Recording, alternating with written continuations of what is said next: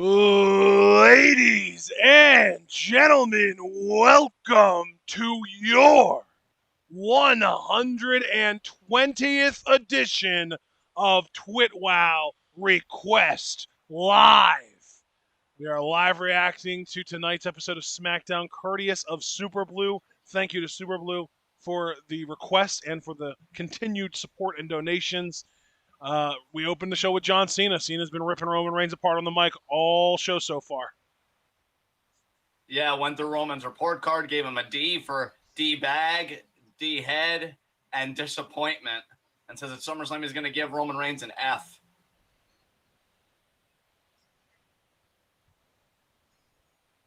And here comes Roman. And I know Obviously you're a bit ahead of me. Yeah. Yes. So tell me when Roman's music hits, I guess, for you. All right. I think we won't be perfectly synced up right away, but it will definitely get us closer. Absolutely. Crowd actually cheering, or booing, when Cena asks if they think Roman's going to beat the hell out of him at SummerSlam. Very pro-Cena crowd, it seems. Yep.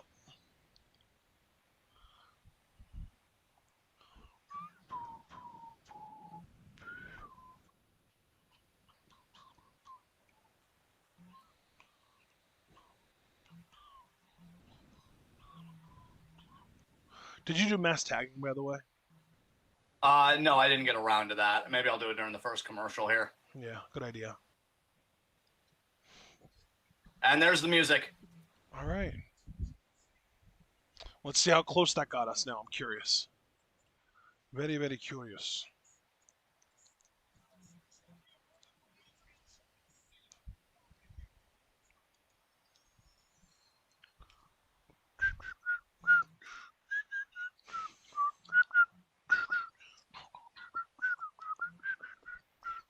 God, I love this theme song. This, I think, is probably going to be my theme of the year 2021. You could do a lot worse. When did this debut? At WrestleMania? Rumble? No, I think it debuted a few weeks after, like 2 or 3 weeks after Mania. Gotcha, okay.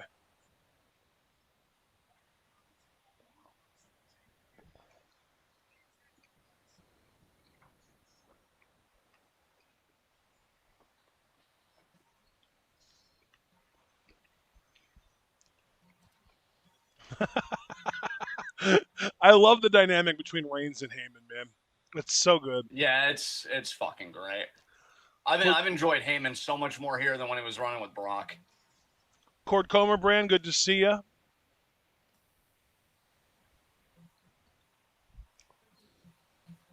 We'll have to see how Roman Reigns answers John Cena. I'm guessing it won't be respectfully. Oh, no.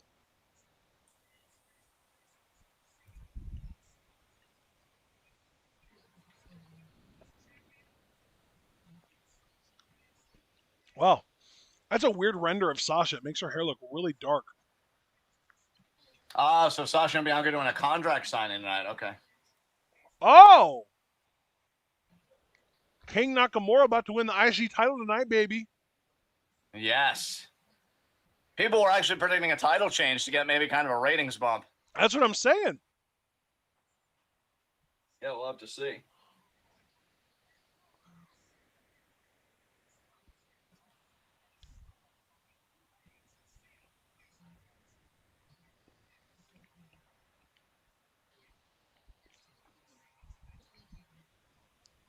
Oh, so we're going to get the face-to-face confrontation after they come back. We're like, oh, well, not a bad placement for a commercial break, I guess.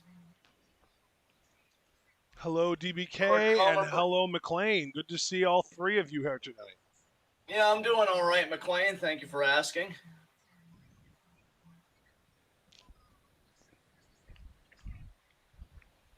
Just hoping for a good Smackdown tonight. I mean, even when you get a championship match, it should be more compelling television than what we're used to. Yeah, absolutely.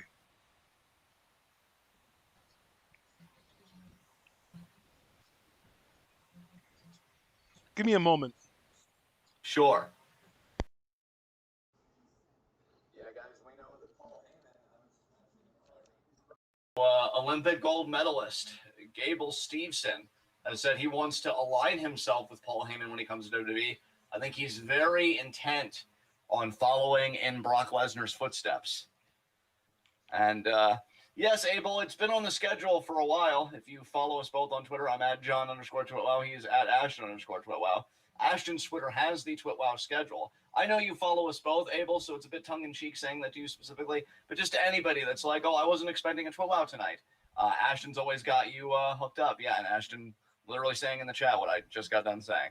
So yeah, it's on the schedule. You need to peruse that literature, Abel. You're too busy swimming in MJF coin. Why do I spend my time every month putting together a schedule if people aren't going to pay attention to it? Because life is meant to be suffered. That was really mean. But also honest.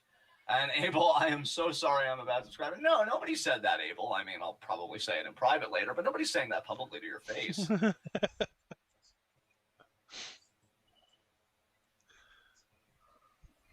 Right DBK is continuing to go through stardom, and he said he got a legit tear for Hazuki's retirement. It was pretty intense. Yeah. You know who else had legit tears, DBK? Azumi, because she loved her, and they hugged, and it really tugged at my feels.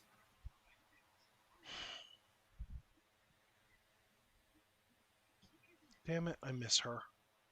Yeah. That was a rough, 8 months between Hazuki and Kagetsu and Arisa and Hana. All. Oh my god, those all happened literally from December to May, I think. So not even 6 months. Over a 6-month period, that all happened. Bro, I just gotta keep you posted. Where I'm watching Smackdown just went down, so I gotta find another place. And I feel like I did, but we may be out of sync again. Okay, you're probably ahead of me now. Well, that would suck. Are you still seeing commercials? No, I'm back from commercial on my end. Okay, then you are ahead of me. I'm gonna just page up.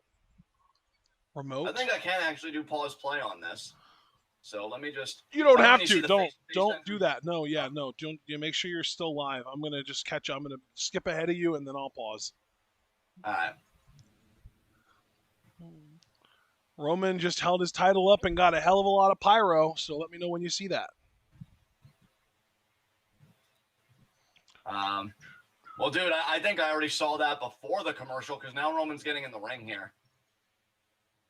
No, that's what I mean. He's in the ring, and he holds the title up while he's in the ring, and pyro shoots up at the top of the ramp. Oh, okay. That's a bit different for him. All right. It's like a side camera angle where you're seeing the side of Roman's face and the title, but it's straight onto the Tron. You'll see what I mean. There's the title, and yeah, he's holding up. There's the pyro. Yep.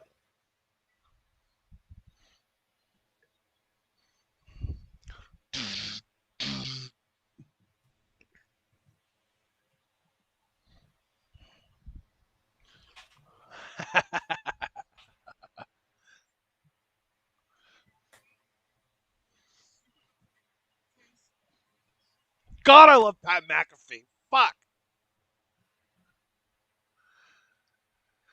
Roman sucks, Chance. You'll love to hear it.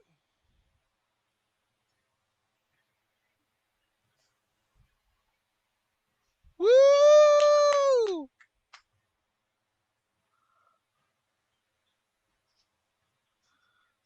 Thanks for joining us. Thanks, Mark Wahlberg. Please, Mark Wahlberg has a better hairline. True. Very true. Holy shit.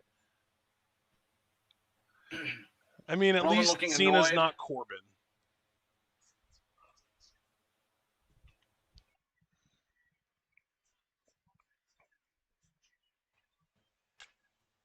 Roman has every right to be perturbed right now.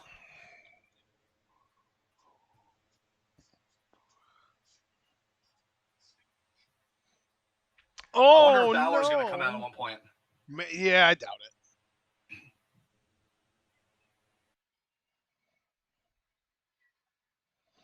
I want Roman's haircut. Yeah, that'd be great. Are you good, man? You sound like you're dying over there. A little, but I'll be fine. Okay, that's good.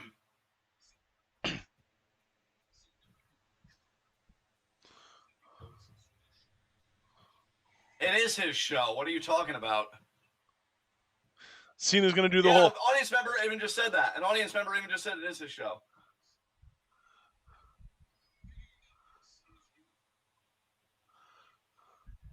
Roman's Roman's like, well, face. I mean, Shut the fuck up, Cena. How many times has somebody gotten organically over with them only to get squashed under your foot? yeah. Do we really want to talk about Zack Ryder right now? Always good to talk about and laugh at Zack Ryder. Of course.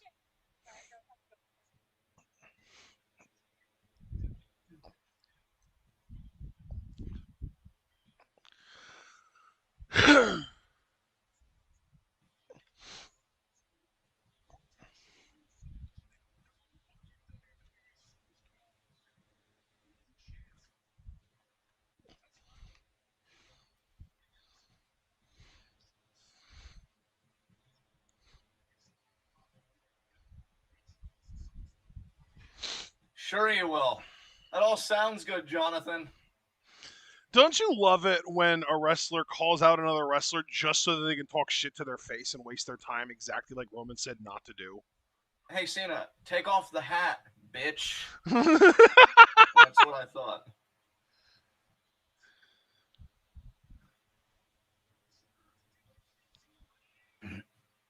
Team Reigns all the way. No question. Didn't even hesitate. No, fuck you. Is this a forever thing? No, it fucking isn't, thanks to Roman Reigns. I noticed you're doing a lot of blustering about how SummerSlam's going to be the end of Reigns, and Reigns is just laughing at you because he's the fucking champion. Yeah.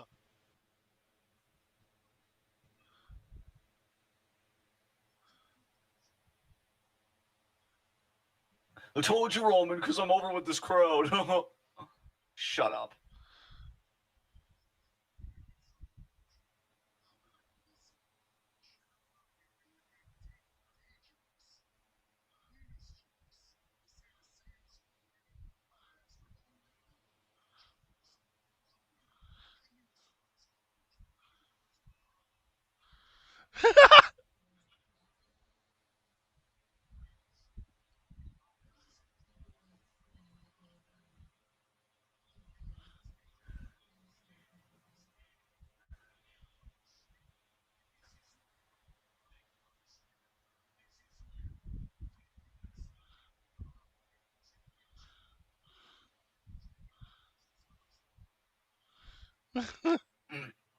And I'm gonna get up.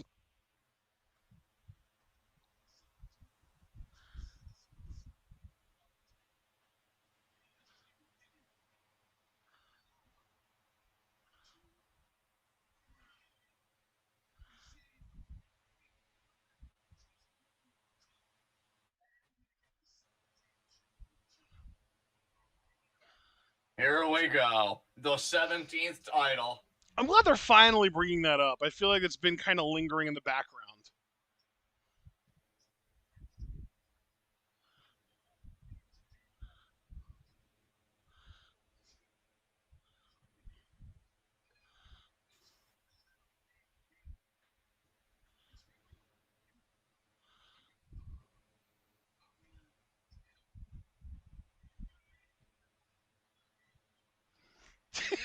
Roman's smile is so smug. He's so good. Say thank you, Paul says. I love the rapport between those two.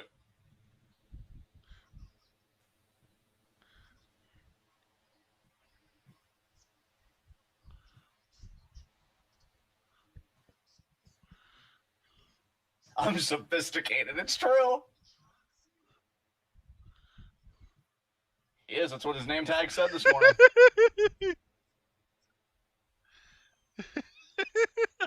I love Roman.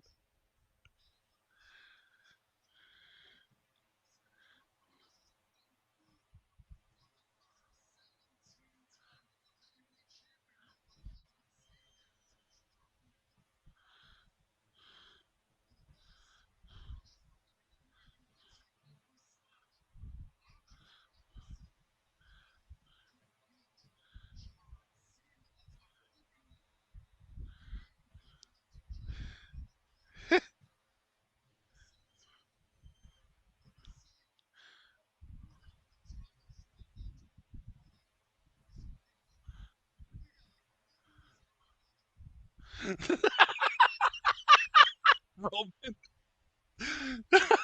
Roman with the fake humility is the best.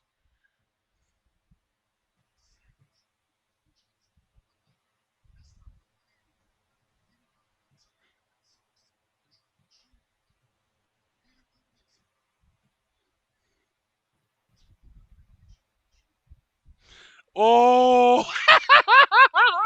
you're not good enough to win the Universal Championship, though. I almost wonder if Roman's saying that. I really do kind of fear somewhat that Cena would win at SummerSlam. Honestly, I'd be okay with it. I mean, I'm not rooting for it or anything, but I wouldn't be too angry. I want Roman to make Big E by having a dominant title and then dropping it to him. That's like my grand vision.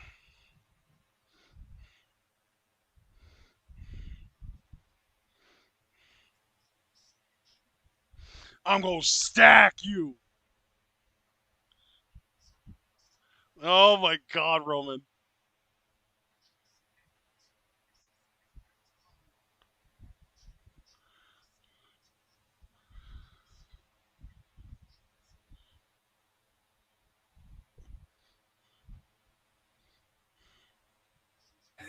He nodded. He fucking nodded. Holy shit.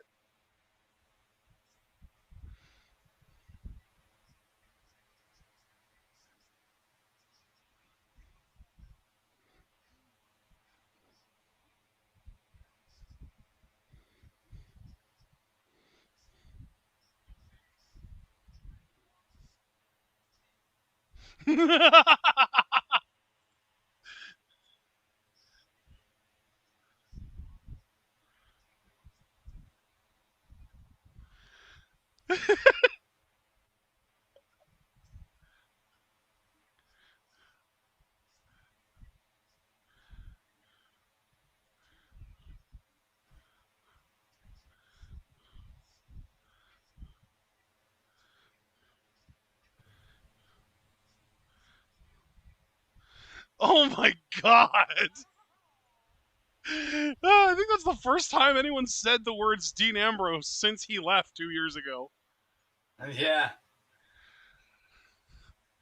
It's hard to believe he's only been gone for 2 years. It feels like it's been 8. Yeah.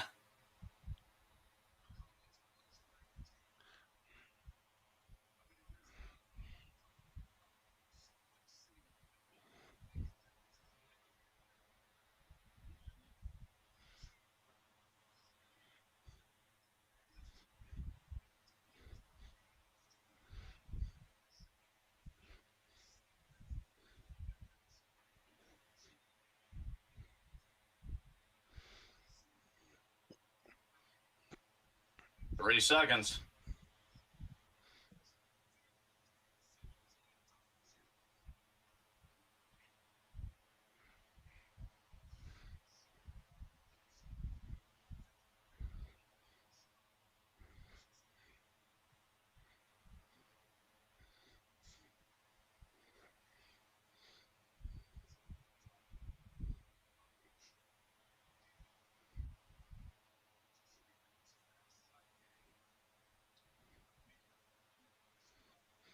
Oh, nice little Punk reference. Yeah, shout out to Punk. That was a decade ago.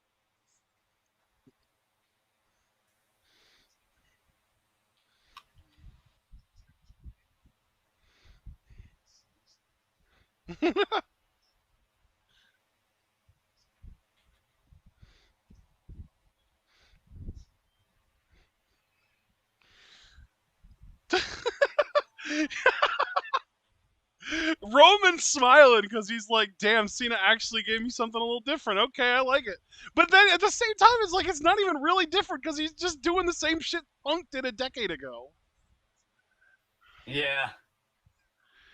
Oh my God. I do like, though, that Cena isn't trying to do what The Rock tried to do, where he's like, I'm back and I'm here to stay. And then he left already. Like he left immediately after the big match.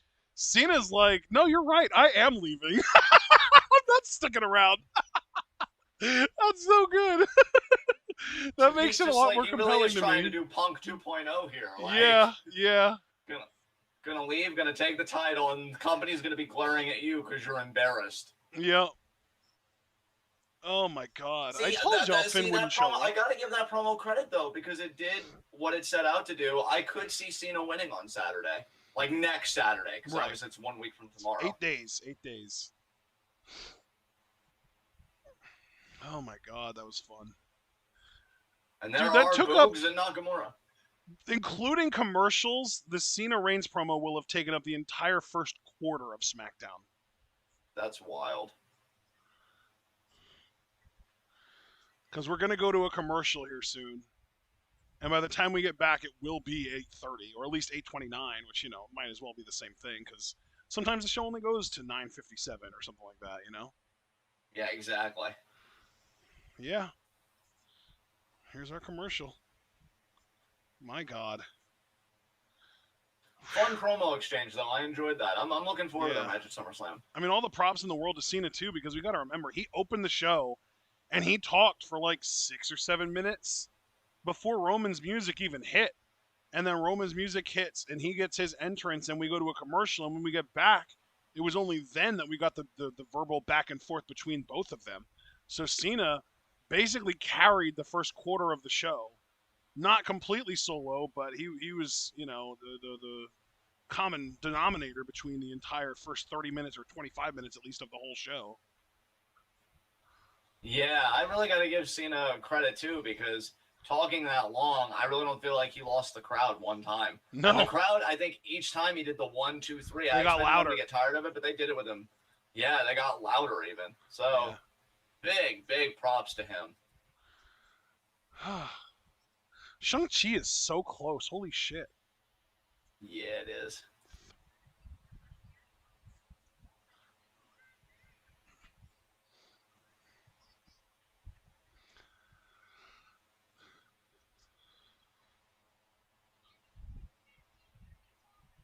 No.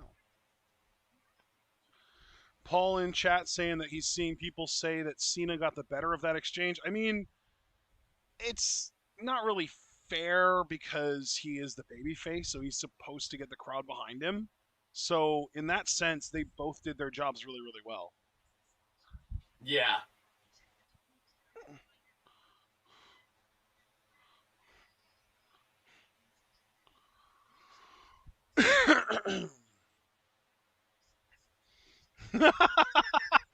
Abel with a very genuinely salient point. I guess John Cena will attempt to pin Roman Reigns and not try to submit him. He knows the Tribal Chief would never submit. We've seen the Tribal Chief submit about 3 times already this year. None of which actually counted, though. Yeah, so Cena's like, guess the STF is out. Yeah, well, and he was doing the whole 1, 2, 3 thing over and over again, really, really emphasizing that he wanted to pin him rather than that. Yeah. 17th title. God damn. Well, we'll see, Cena. 8 days away. It's still going to be so weird that SummerSlam's on a fucking Saturday.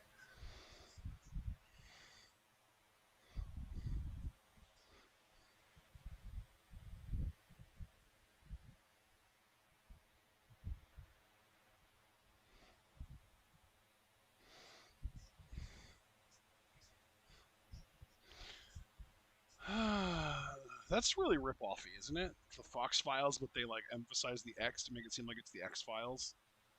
Yeah, they know what they're doing. It's definitely like ethically ambiguous at best. All right, let's see what we got here. King Nakamura! Nice.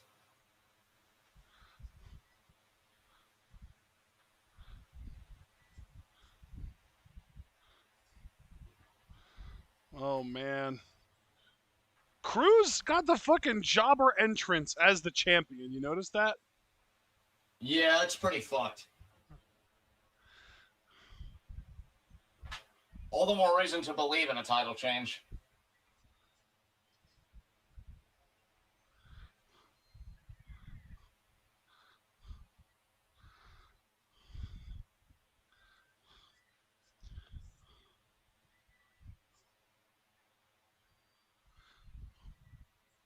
I do love the way Nakamura's theme song sounds with that electric guitar in the background. Oh yeah, dude, it's fantastic. Definitely adds to it. Without a doubt.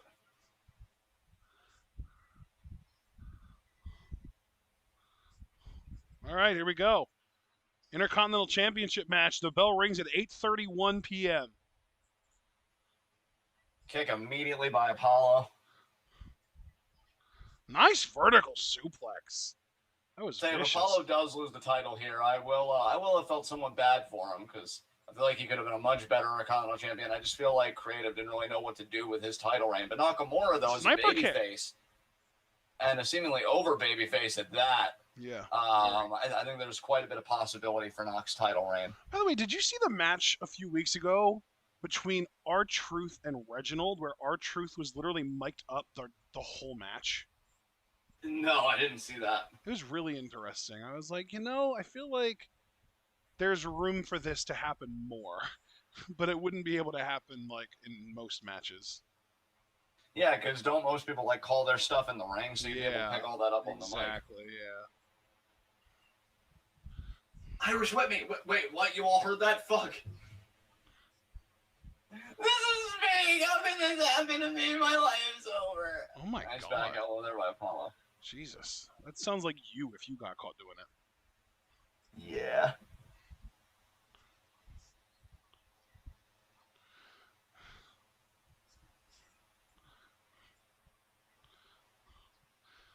Oh man. You think Rick Boogs is gonna help Nakamura win here? Or do you think he's just gonna like neutralize Aziz? He's not gonna get physical. He hasn't gotten physical yet. I have no reason to think he will now. True. Yeah, the midsection there. If anything, I'll try and play guitar. Distraction. And maybe get Aziz. Yeah. Nice knee there by Nakamura to Apollo there.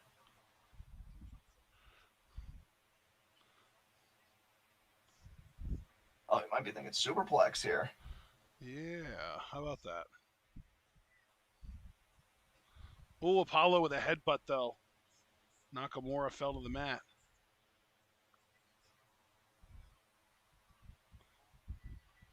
And there's Boogs with the distraction. Yep.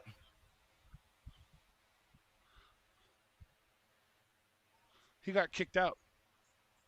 Oh, Boog's not getting kicked out. Oh, and here comes Aziz. Aziz about to get kicked out, too.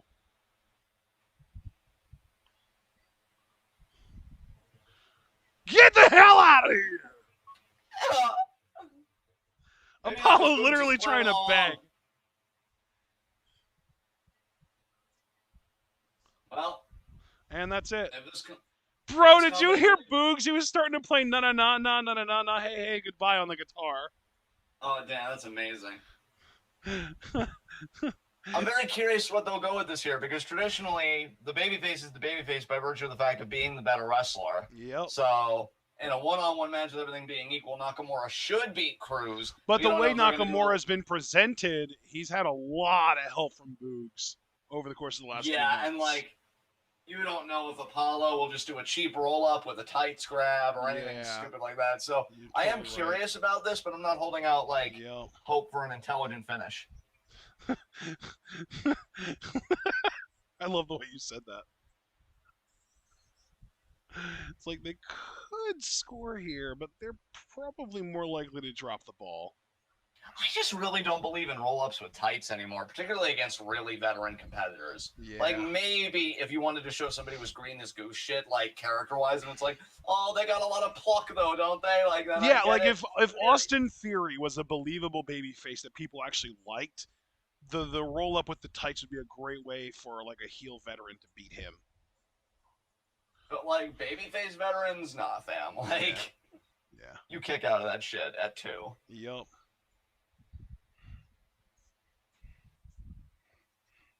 I always appreciate the heels that go the extra mile. Like, they take a cinder block, they hit you in the fucking face, and then when you're out, they get their feet on the ropes anyway. You know, because what can it hurt? Like, that I can respect. You know what? The tights, I don't believe. The feet on the ropes, though, I do. Yeah. Even on veterans, because that's not about a trick. That's about leverage, you know? Exactly. I guess the grabbing of the tights is about leverage too, but I just feel like that's so much less effective than the feet on the ropes. Wonder if we'll see Liv Morgan tonight. I hope so. I've really been missing her, but now I'm starting to wonder, given COVID and everything, maybe she is COVID and we just don't know it. I hope not. I really hope not. I mean, anymore, dude, I'm not even trying to be a certain way. Like, I'm just genuinely saying, like, anytime we have a quiet disappearance from television, I'm just always going to assume that, given the circumstances of what we're, like, living through right now. Yeah, that's probably a fair assessment. I'm not happy about it, but it is probably fair. Oh my god, I don't give a fuck about your Speedway. Holy shit, go away. Well, the Speedway certainly seems to care about you. No, it just cares about my money. It's different. I mean, in capitalism, it's practically the same thing. But I don't believe in capitalism. Well, no, I mean, obviously, but we all live in it, so it's a shame belief doesn't dictate reality. I don't even know what to say to that. Anyway, Abel said, I like a heel that delivers a low blow, grabs the tights, and uses the ropes for leverage. That's what I'm saying, Abel. Like, just do everything. Like, just really fucking commit to the fact that you're a dirtbag. Yeah. Turn the ref around, poke the eyes, low blow, roll up, grab the tights, feet on the ropes, bam, insta win. That's some Yano shit right there. And we're back. 2. Kick out. God, that would have been hilarious if that was 3. We come back from commercial and there's the 3 count. We'd have to see the replay there. Remember when Kofi Kingston versus Cesaro ended during a commercial because of the app? Yeah.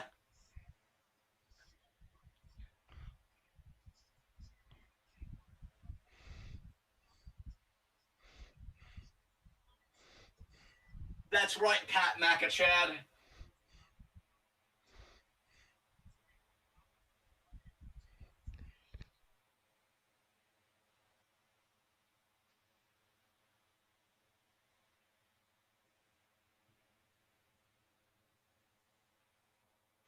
What a superplex.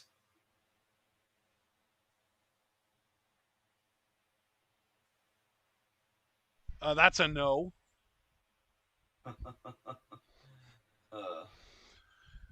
That sounded disappointed. Are you good? Yeah, I'm good. Okay. Just that at the end was like, aw. Oh, kicked to the gut there by Apollo. No. Nice powerbomb there. Wow, that was a nice powerbomb. That was cool. That's what I'm saying. Like, Apollo's solid in there. Absolutely, no doubt. And, like, I'm not going to expect overly complex characters in fucking WWE when we know the demos that they're trying to appeal to. The number one demo being the shareholders. Oh, yeah. It's going to be a 450? No. Oh, no, a frog splash. Oh.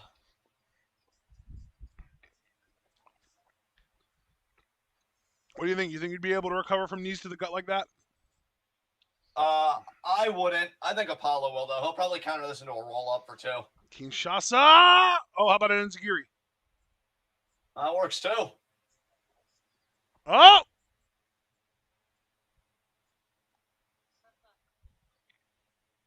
And Nakamura still got his shoulder up. Wow.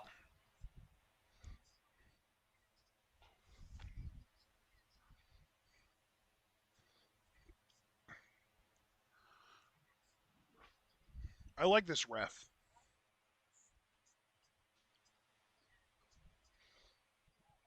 Marty Asami could learn a thing or two.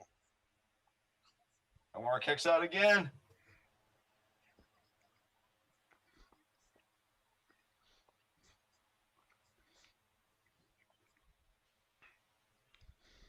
Here we go. Paulo probably thinking about that power bomb.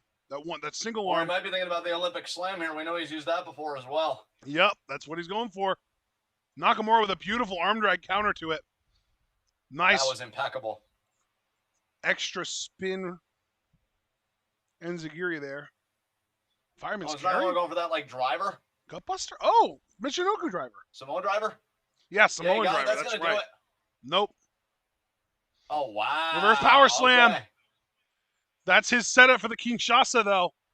Yeah. He's feeling it. He's going to hit it here. This is it. And there it is. Hook the leg. Hook the outside leg. Hook the outside leg. Okay, good. The leg wasn't under the rope either. We're good. New champion. Nice. There it is. All right, good, WWE. Yeah, all things being equal, the babyface is always the better wrestler, so keeping that sentiment alive. The championship that he was synonymous with in New Japan is now finally around his waist in the WWE. Yeah. Where? I'm going to tell you, bro. Oh, he's out there already. Boogs is jamming with McAfee on the announce table. Amazing. What were you going to tell me?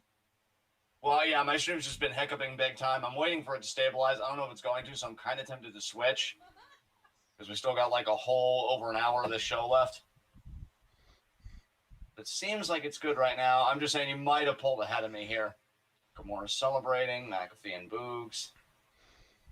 Oh, is Nakamura a two-time IC champ now? I didn't realize he won it before. If he did, I completely forgot about his first reign, if I'm honest. I know he's been a U.S. champion. Yeah.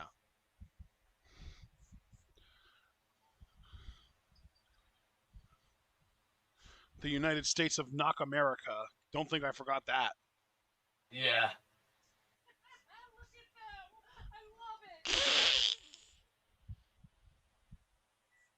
Way to go, Knock. I love McAfee.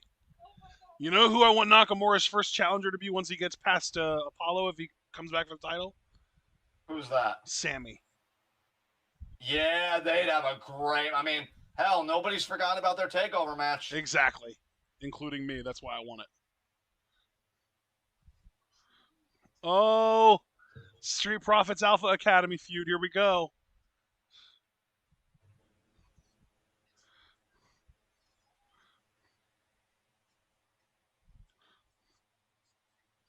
It's a no, fam. Hard no.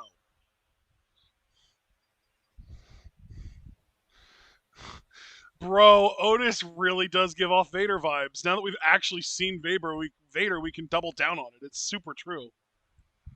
Yeah.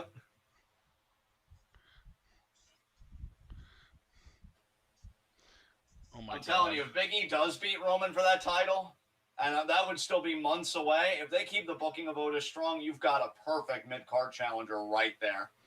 Yeah. I'd love that hoss fight, too. Big E versus Otis? Fuck yeah. Hell yeah.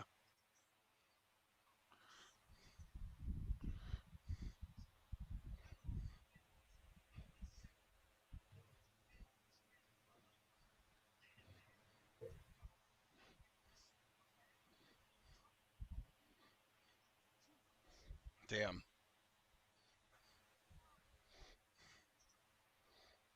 Yes.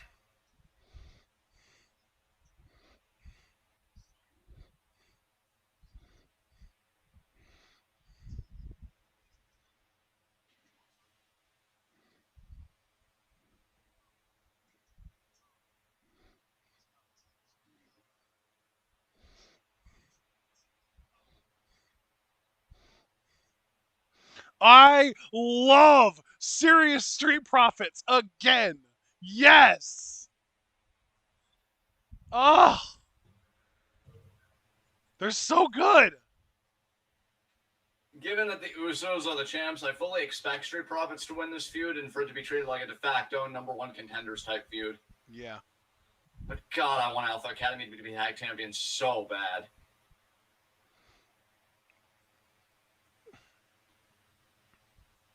That is a lot of red Solo cups. Oh, yeah.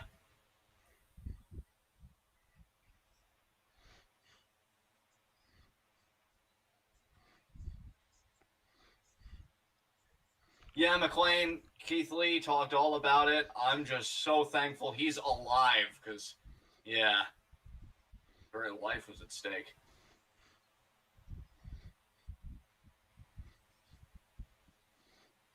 You know, Super Blue made this request, and I haven't seen him at all in the chat. No, Which I leads think to he the actually. question. Well, no, he's live in the arena. That's why.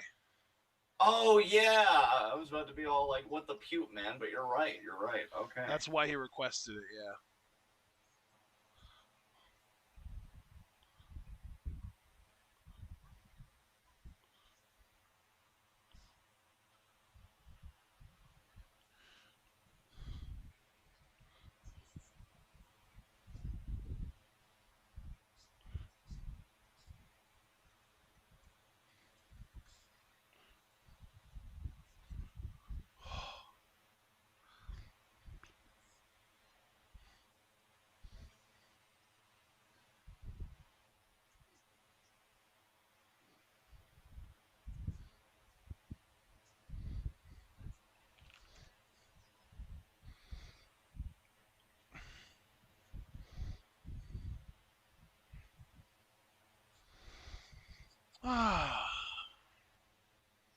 You ever get a patch of dry skin and just that feeling at the end when you've picked all of it off and it doesn't hurt at all? Like the skin underneath it isn't like raw or anything?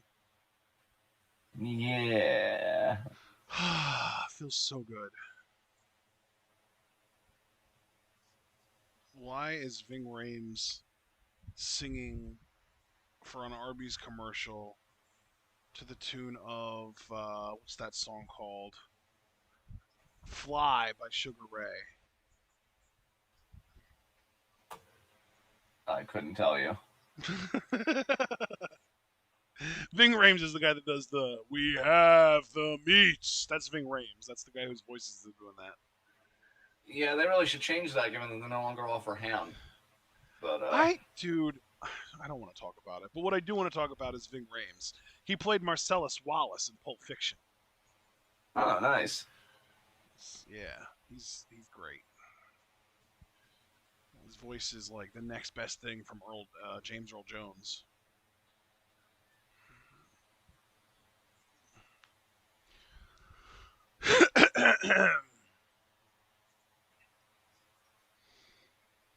They should just give Kofi a Spider-Man gimmick and be done with it, honestly. Yeah. Are you seeing this Cricket Wireless ad with him in it? I'm tabbed out at the moment, and I don't even think. No, I had a different commercial. Interesting. Either that or you're ahead of me because I did hiccup a few times. So. Oh, or you're ahead of me because, you might have hiccuped forward. Maybe. We've had that happen before. See, now I'm getting the Taco Bell nacho fries ad. They are really good, actually. We tried them last week, and man, do they kick ass. I can't wait for college football.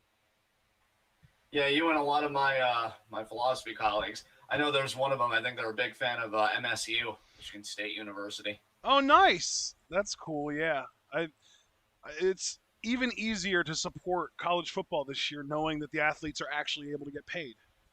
I know, right? It's less of a moral quandary. It requires just that much less. Oh God, I blanked. God damn it. Cognitive dissonance. Yep, cognitive dissonance. There it is. See, I knew you'd get it. Thank you. You're welcome. Actually, dude, not to be. Do I even care anymore? No, I don't care anymore. I was gonna say not to be ridiculous, but with the things we've said on this show, who fucking cares? No, nobody. I'm wondering if they'll actually grab some new viewers because of that. Like, I really do wonder if there was a segment of the population that held out watching sports because.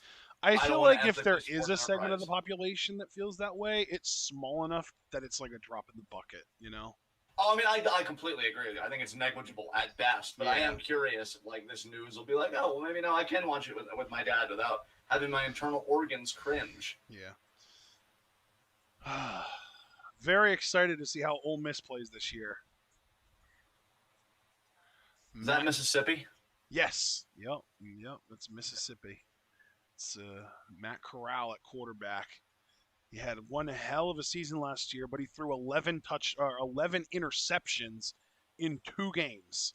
The rest of his games, he was great, but those 2 games, he threw 11 combined interceptions, and it completely tanked the interception stat for him. So it looks like he had a bad season, but really he just had 2 bad games. The rest of his season was exceptional.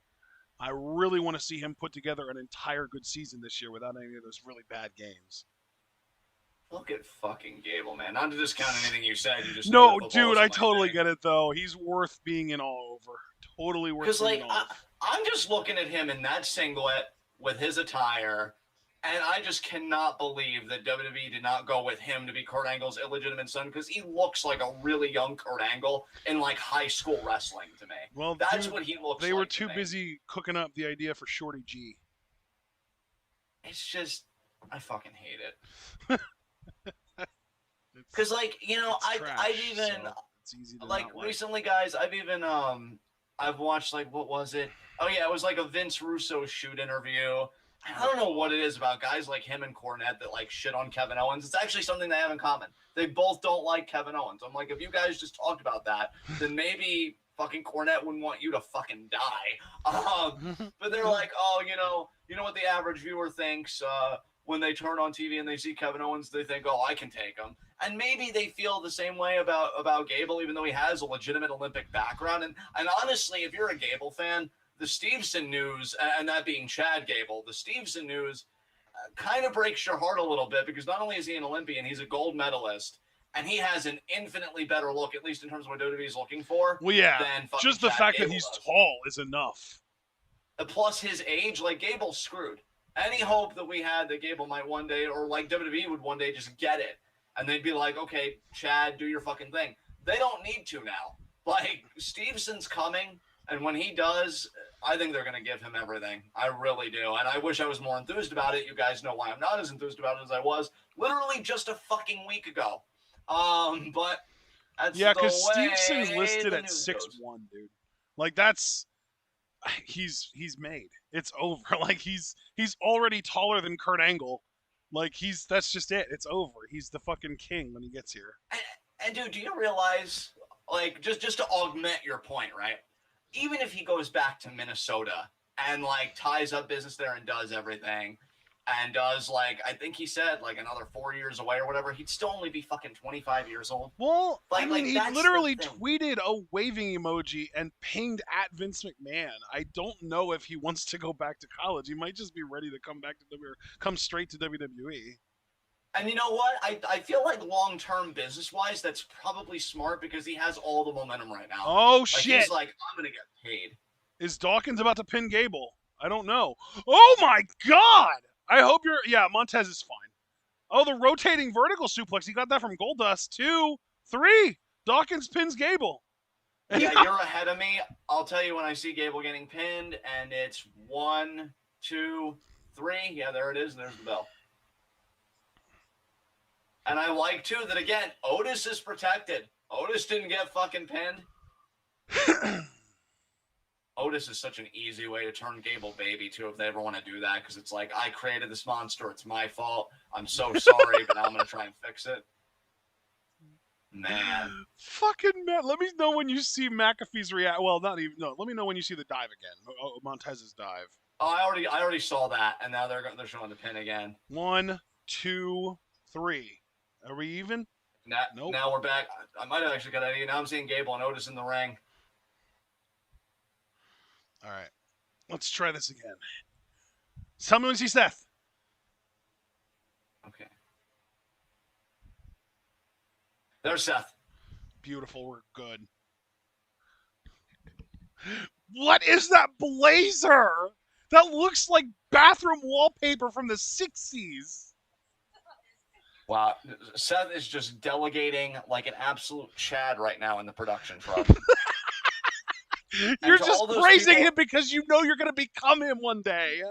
I know, and honestly, I could do so much worse. And to the people in the production truck, just do as you're told. Just do as you're told to do for once in your life. Oh my Pathetic. God. I feel like Seth Rollins reminding you of what you're going to become has made you manic during his segments. I mean, listen, man. All I'm saying is that I actually have the authority. See what I did there? No, I don't. Oh, to yes, I speak- did. Okay, now I get it. Yeah, figure it out. I have the authority to speak out on this because I took a course of TV media my senior year, all 4 marking periods. And you know how I did? A's across the board. I didn't have to take the final. So I could do their job. All right. So when Seth tells you to do something, I revert you back to point one. Do as you're told. Okay? You can't all be me. You can't all just be like, don't tell me what to do. No, you forfeited that right when you made WWE money. Now, fuck you, keep your head down, and do the things you're supposed to do in the production truck. I mean, and just about to get exposed. Doesn't Seth make WWE money? Yeah, but he's a fucking world champion and, like, and, you know, a model company guy. It's different. Okay? I mean, he's a model company guy, and that doesn't count against him? I mean, in this instance, because I'm going to become him, no, absolutely not. Oh, I don't know, man. It might be time to reevaluate a little bit. Yeah, well, let's start with your face. How about we reevaluate that? Okay. What do you want to talk about? You know, honestly, I didn't expect you to be this game for it, so fuck. I really don't know. Oh, man. There's nothing better than being agreeable and throwing people off because of it. I've legitimately thought about just doing that in every confrontation because I hate confrontation to begin with. And also, like, even if I got over it, because I do feel myself getting better, like, mentally. Right. Just with, you know, detoxing social media, making more time for me. Although today was a bit complicated because I had some annoying adulting stuff to do. But even then, like, I was proud of myself that, like, I handled it the best I could. I wouldn't necessarily call it resolved, but I'm not worried about anything. And, you know, I'm keeping the stress under control. And, you know, like, I think anymore, unless I really feel like I'm in the right here, and even then, I'm like, what's the fucking point? Yeah. Unless it's, like, money at stake or something material that could harm me, just fuck it. You know, you're right, anybody's right, and just let's fucking end it kind of thing. Yeah. Ugh. Isn't that fun? I mean, no, but long term, yeah, because it preserves your mental health and your well-being. People ain't fucking worth it. My point exactly. But yeah, your face is wonderful if we're evaluating. You know, if I'm being completely sincere, we all know it's excellent. There's no doubt about that. I just rounded out my fantasy team in Abel's Dynasty League. We're finishing up the rookie draft right now, and I just took Brevin Jordan with my 5th round pick. I actually picking 10th out of 12 in this league, so I finished 3rd best in the league. Oh, nice.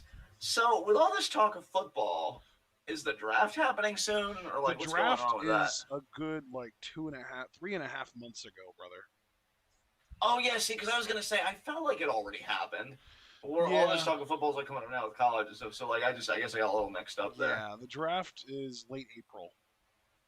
Ah. Yeah, so the 2021 draft is over, but all those players have been practicing with their new teams now. It's training camp season, preseason. There's probably literally a football game on right now, a preseason game, actually. Actually, you know what? I'm going to look it up, see what it is. I accidentally typed NLF instead of NFL when I went to type NFL.com. Yeah, Bills-Lions is live on the NFL Network right now. So preseason is in full swing. We have our first official full week of the preseason. The second week is next weekend, and that'll most likely be when starters play like a little. They don't usually really play much at all during the preseason. And then after the week after that, we get a break, like a weekend off, and then the following Thursday is the first official game of the regular season. How crazy is that? Yeah, it's wild. Yeah. Excuse me.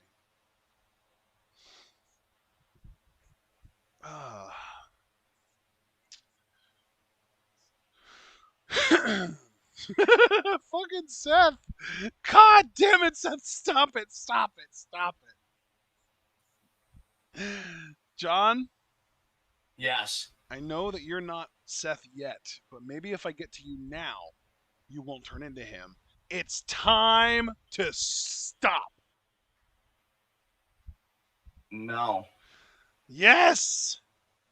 No, you need to forfeit your dreams.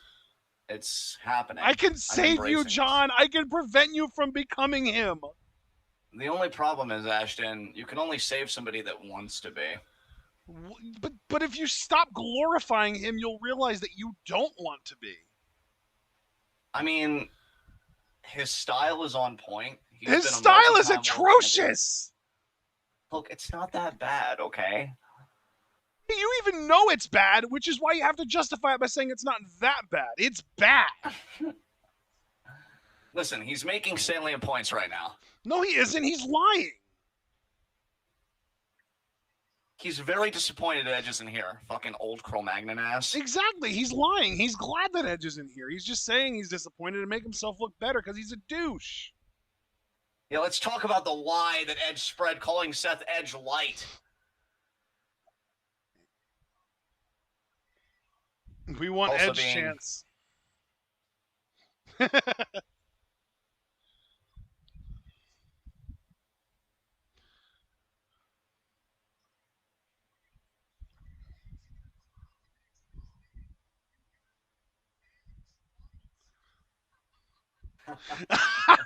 Hilarious.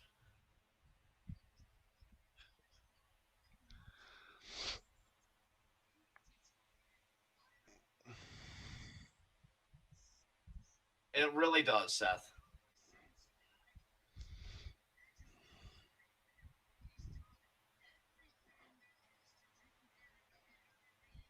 Indeed he has, yes.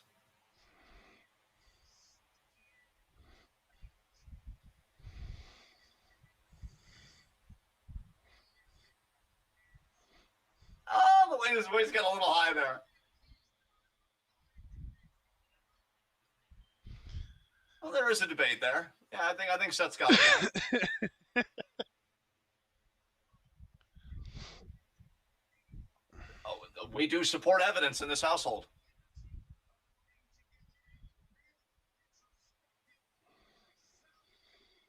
That's fantastic. All right, let's judge the veracity of the evidence.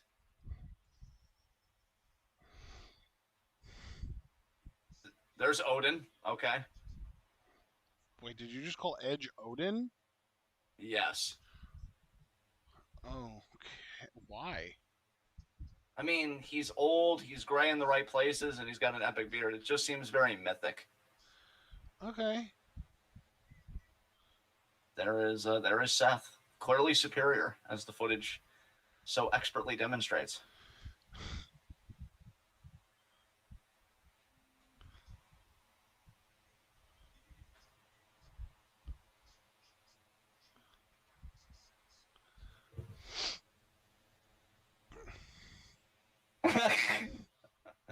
Oh, Seth.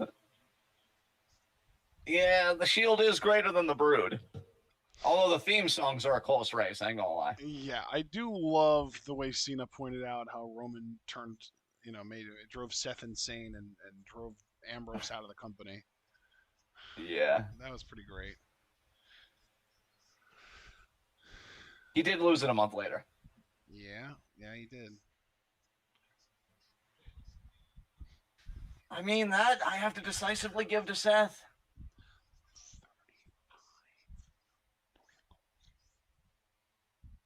People only remember Edge's cash-in because it was the first. They remember Seth's cash-in because it was one of the best.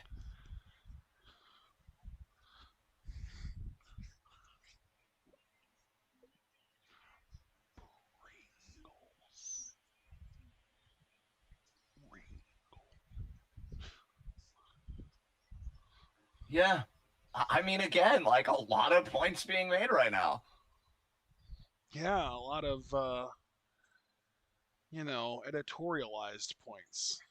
I mean, some would say that this is propaganda, but I just feel If like you the weren't evidence... going out of your way to try and see Seth in the most positive way possible due to the fact that you see yourself in him, I think you would see it as propaganda too. No, I think I just see it as a very honest, more or less even-handed debate. Let's see what Seth has to say.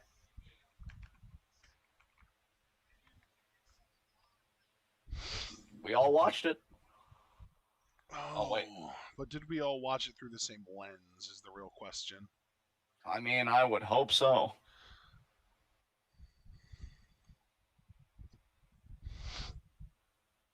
More we want Edge chance. Seth has already explained to you guys he's not here.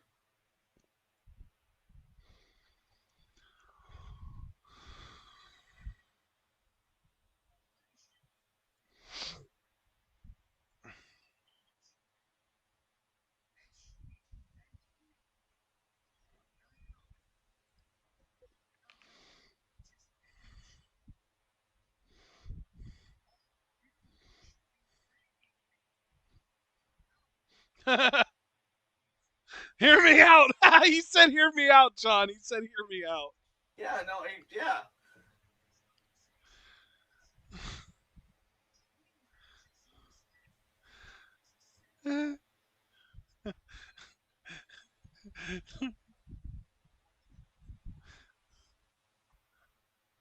I love that Edge and John Cena, who are like two of the greatest rivals in their era, are facing two former Shield members that kind of dominated their era. Yeah, great point. We would just need Randy Orton to take on Ambrose, and it would feel too perfect. Yeah, really. Oh my god. You know, if Moxley was see how you got him worked up, Edgebert? Don't die. Don't die on the You discourse. called him Edgebert? Yes. I like Sethbert better.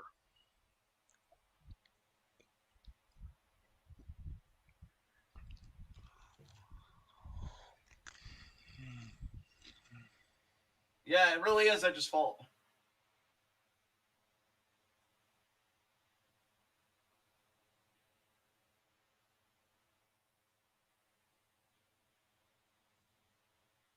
Seth was ready spiritually for this.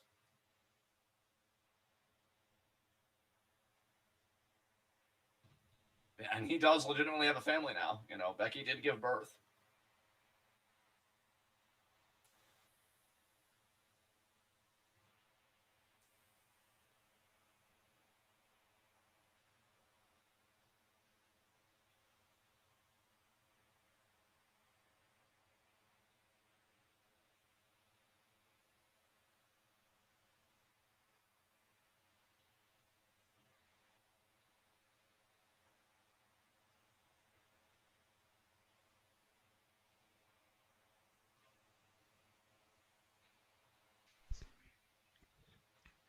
Yeah, I mean, that makes perfect sense to me. Oh my god, I can't even with you right now. Look, he's just saying, look, you're in my way to the title. I have to do what I have to do to win to provide for my family. Very similar to Kevin Owens' logic, mind you. Like, I support that. If anything, it shows consistency on my part, because if Kevin Owens said the same thing, I'd be like, yeah, Kevin, that's right. So I'm being constant, if anything. I miss Kevin. Where is Kevin? Not where he should be, on my television. Unlike these two, which are exactly also where they should not be, which is on our television. I'm actually so glad that this segment happened after Rollins' segment, because here we see very clearly a failure as a father. And Seth doesn't want to be that. So I think, again, you know, he feels his back up against the wall. He's going to defend himself accordingly. And there you see Dom increasingly getting angry with his father. I cannot wait for that heel turn. Dad, I'm literally taller than you. Don't tell me what to do.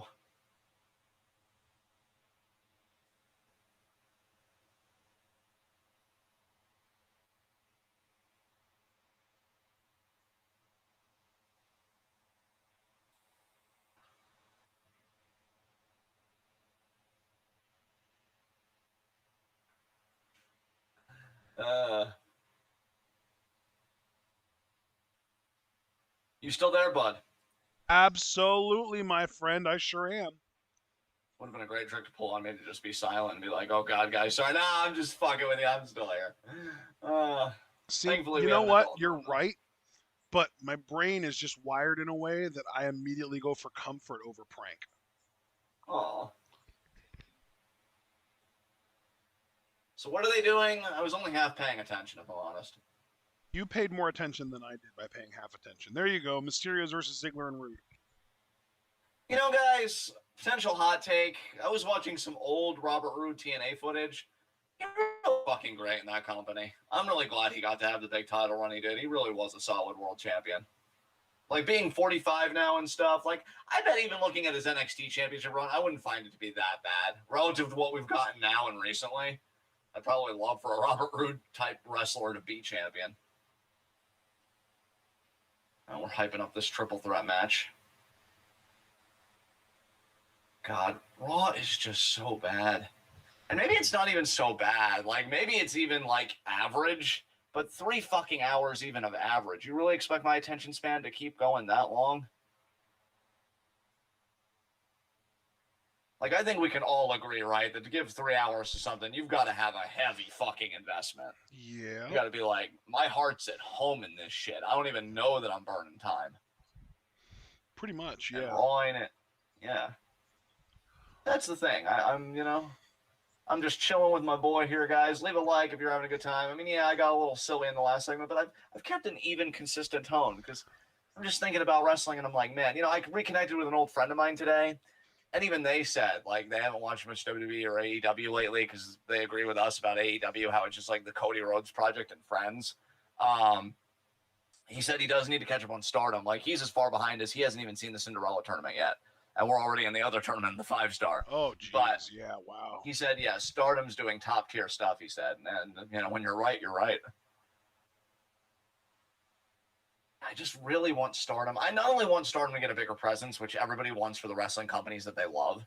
I want them to, like, how can I put this? I want them to keep pace with that growth. Like, I want them to, at one point, revamp the website and make it even more accessible. And I want them to hire more people to help Sonny with uploads. Like, I just want Stardom to grow into that company, to have the exact same efficiency that New Japan seems to have.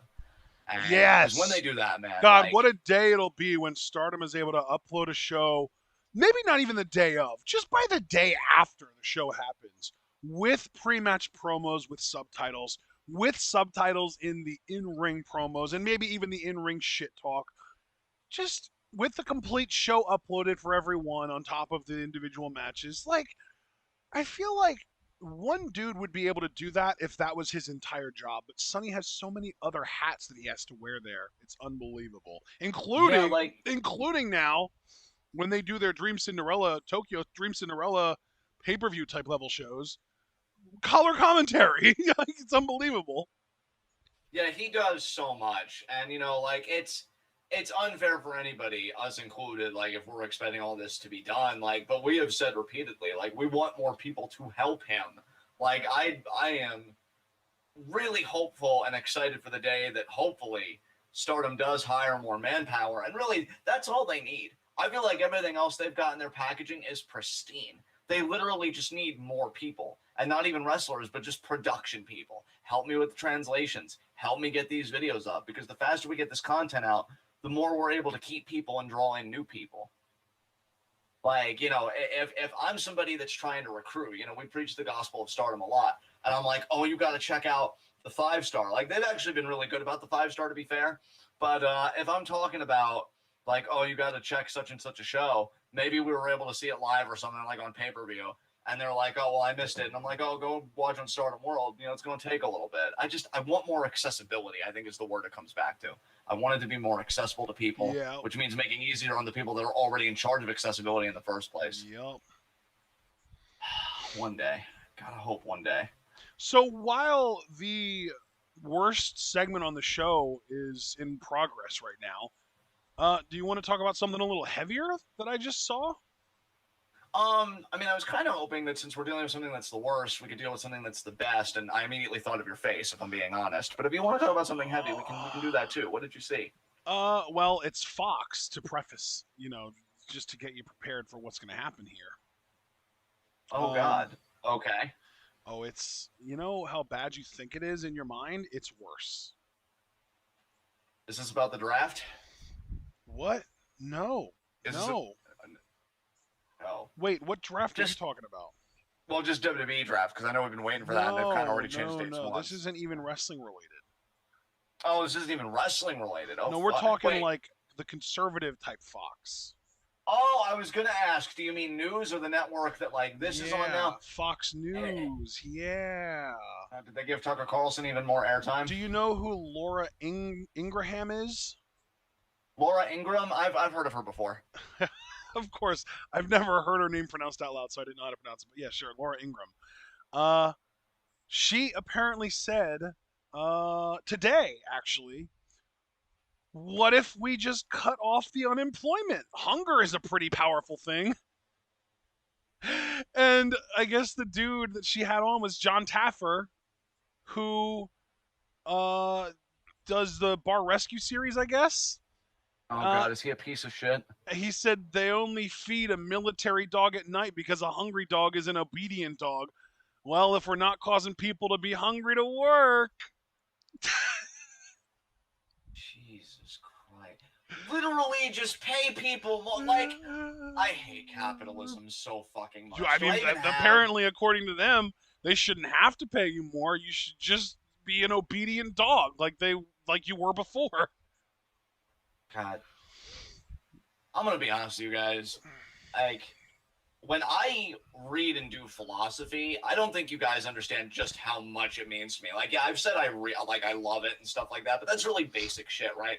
Literally, that's one of the only enclaves of optimism I have for myself left. Because when I'm outside of that sphere, I swear to God, I'm so goddamn cynical and depressed because of shit like that, right? Because of shit like what you just said. Because what is there to be fucking hopeful about? Yep. And they get so many viewers. And Tucker Carlson, and that's why I asked about him. I think he's one of the top figures in news. Like somebody I think even did a town hall that was hosted by CNN, who, let's be crystal fucking clear that they are no better. And the guy said, "Oh yeah, my parents watch Tucker Carlson. They actually watch him twice, and I think they're part of like a Ku Klux Klan chapter or something. And they're like, the first time is just for pleasure, and then the second time is to take notes, so that they can grow their own movement." And it's like, these people became mainstream. These people are like, I don't want to be hyperbolic or, it was so distracting, but I don't want to be hyperbolic or inaccurate in anything I'm saying here. So obviously, guys, always do your own research, check your sources and that. But like 5 years ago, I feel like we would have laughed at anti-vax as being like so in the minority. Oh, these fringe Facebook moms that just don't want to have an autistic child, whatever. The idea that they've become so mainstream that I told you, Ashton, that story of the nurse that gave 8,600 people saline as opposed to the COVID vaccine. Like, it's over. Like, it's all like the revolutionary fervor you need, the momentum you need. Are they going to win here? Yep. Yeah, they did. Okay. What you would need to get off the ground, what we need. The climate report came out recently. Obviously, it was dismal, like I think it's been for the past few years. And nothing. I'm reading a biography of a philosopher that I'm kind of scared to read because they're notoriously obscure, like a few others in the tradition. But he was living through the French Revolution. Yeah. And the hope that gave people. Now, granted, just to be honest, and just so I don't go into my John bullshit, French Revolution became terrifying a few years later because they were just starting to guillotine anybody. But like how it all started and the optimism it gave people, and he was in Germany at the time, this philosopher, and they're like, oh, we hope something happens in Germany because there were still like a lot of aristocrats and those fucking noble families that looked down on everybody. And like, man, you can even see, Ashton, when I send you articles about like Venezuela or Cuba, and I always tell you like, I wish something like that would happen here. But now anymore, dude, I don't even know if that would matter. Because I feel like the Overton window has moved so far right, like you and I have talked about consistently, that if that happened, they would be pro-government and pro-police. Like the masses would be like, shut that shit down. It's wrong what they did. That company has a right to that property. And I'm just like, we are so fucked. We are so fucked. It's really, I really can't. I shouldn't be surprised that you relayed that to me. And yet I still find ways to be shocked and disappointed. I'm sorry, Abel. You're such a wholesome being. I don't want to. Actually, it's not even corrupting you talking about this. Yeah, he's the one that asks Q&A questions that get us to talk about stuff like this most of the time. I'm sorry, Abel. I just feel overly protective of you because I love you so much, and if anyone hurts even a hair on your head, I will pitch a fucking fit. Violently. I really have to emphasize violently. But, yeah. Fuck John Tapper. I used to like Bar Rescue, too. Now, if we ever go back to watch the show, I'm like, nah, he's kind of a piece of shit. I don't want to. So, fuck him too, I guess. Oh, boy. It's interesting, though, because while these garbage-ass, corporate-ruled, billionaire-owned, propaganda machine, quote-unquote, news networks crank out content like that, we have like an actual public consciousness revolution happening with people refusing to work for less than, around $15 an hour for the most part. Let me tell you something. Non-action is the new action because workers doing that's the best thing they can do right now. Because again, and I don't want to get even deeper down this rabbit hole, but it's too late. It's done. And Corbin's coming out, and that's just too perfect because now he has like a really down on his like, I'm poor now. We are so far removed from like the days of the advent of the Industrial Revolution where like abuses were very visible. Like you'd see it in the factory, you'd see it everywhere. Everything is so veiled and done in a certain way. Like nothing's going to be explicit. So I feel like non-action is the best way because you know what the violence is? It's the fucking wages. It's not the boss whipping you or anything like that. It's literally the fucking wages. That's the violence. I'm getting paid this when I gave you this. Are you fucking kidding me? So yeah, stay home. Fucking stay home. And dude, I can't even tell you how, like, it's gotten to the point that job, not applications, but like job listings are starting to look more and more like clickbait advertisements because it's like they sneak in little lingo that's like, you know how, when you see a new product, it'll say starting at this price, but you know that at that price, it's not really going to be what they're advertising it to be. If you want all the bells and whistles, you're going to have to pay like fucking 50% more than what they say you're going to have to pay, right? Yeah, exactly. McDonald's is starting to list their job listings as you can make up to $15 an hour. Whereas we know that realistically, they're probably going to start at closer to like 11 or 12. You know what I mean? Yeah, like it's all in the wording. Language matters. If they're not saying, dude, I will say though, I was at Walmart today actually, and on my way out, I saw they had a job listing like in the store.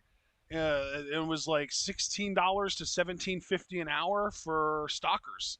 I was like, okay, Walmart, okay. I mean, you still treat your employees pretty poorly, but that's not too bad. That's not too bad. That might get some people out of bed in the morning. I think, and I am glad to see that that's happening. I think what like drives me out of my fucking mind, dude, just from because I have the perspective of I always try and be careful what I talk about because I never claim to be an authority, and I almost feel like I'm kind of an outsider because I've never been formally employed. I am permanently disabled. I do get that welfare, but speaking on behalf of the working class as best as I can, what really boggles the fucking mind is the American working class isn't even asking for an end to capitalism. They literally just want a stronger, more robust, welfarist capitalism. Like, they're not even asking for the fundamental ideology to change. Like, that's... They're like, keep your capitalism, but make it possible for us to live comfortably within the confines of said capitalism. And, dude, it's fucking wild to me because I sent you that story about Venezuela, how they took over the Kellogg factory. And an American story that it immediately made me think of was when workers were striking in a Target and, like, again, for better pay us more. That's all they fucking wanted, pay us more. Target had the ability to automate their fucking jobs, and they automated them. And you never heard a follow-up story of those same workers storming the Target store and taking it over. Yeah. Like, that's just not going to happen. And it's not going to happen. And here's the thing, it's kind of a circle, right? It's not going to happen because they're not even to begin with wanting to supplant capitalism. They just want capitalism to include them. Yeah. They want to be included. And, like, it boggles the mind that they just won't do it. Now let's hear what this sad sack has to say. Is this going to be the Owens segment, maybe? Maybe. As all of you may know, I've really been down on my luck lately.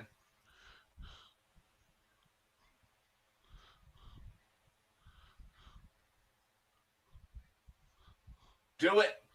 Do it. Hey, Corbin, you left your tent in our backyard. Oh, my God.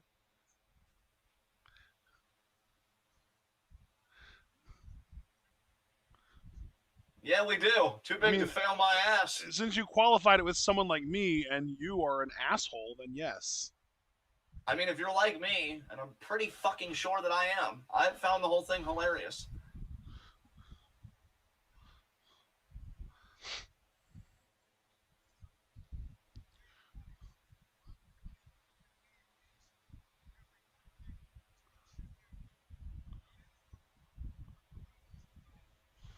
Are you fucking kidding me?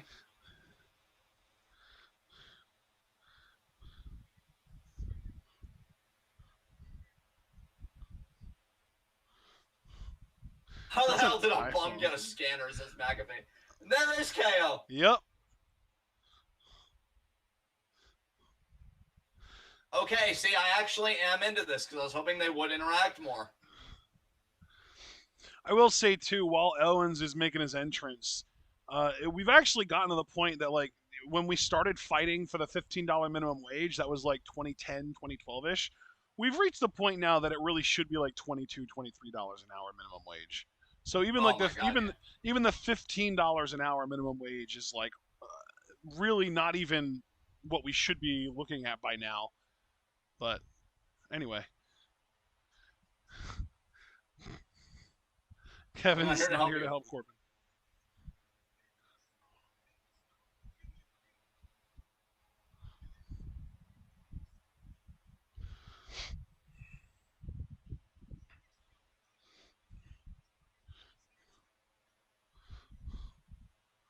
But you haven't. You haven't learned shit.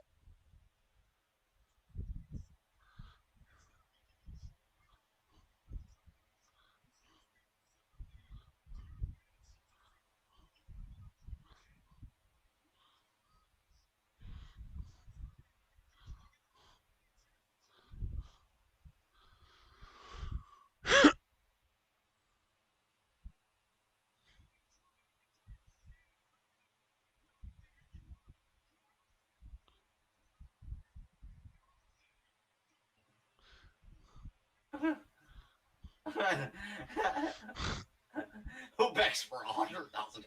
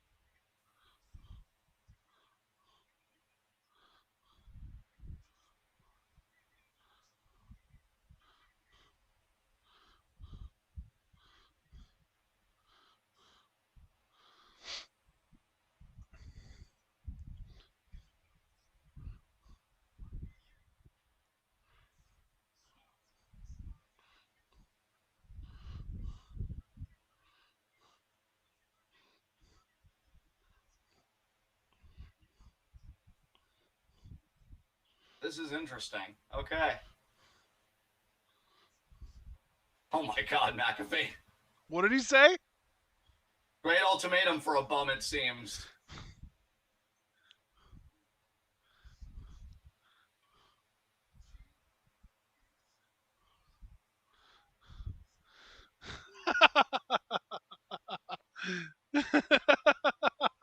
I love KO.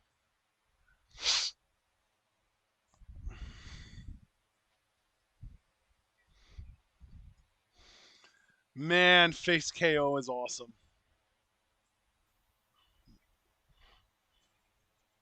Oh wow, so Sasha! Corbin's already eaten a stunner, and that match is going to be like next, and then Sasha Bianca's main eventing. Cool.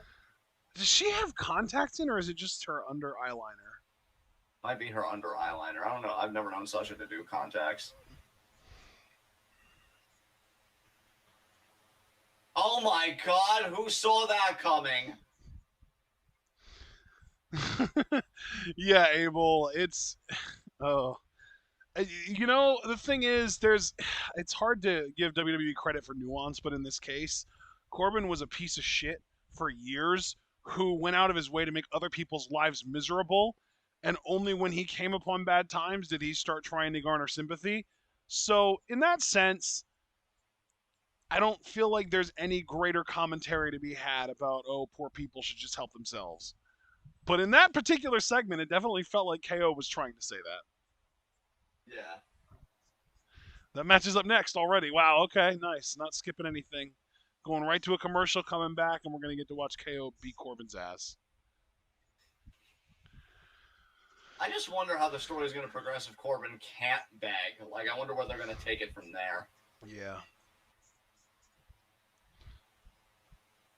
Something more passive aggressive. Oh, you know, I like aggressive, and with it being a bit more passive, that's all right. You are such a goofball. Holy shit. Yeah.